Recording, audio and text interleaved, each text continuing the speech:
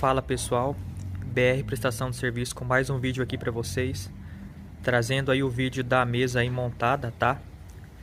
Agora aí falta só a parte de acabamento e parte de pintura mesmo. A gente deixou ela tudo prontinha. Soldamos todos os pontos aí que precisava ser soldado. Aqui depois nós vai colocar umas tampinhas de plástico, né? Que ela vai ser virada, que ela tá de ponta cabeça. Reforço aí, ó. Aí depois a gente vai estar tirando foto, filmando ela montada lá e nós vai estar postando aqui para vocês.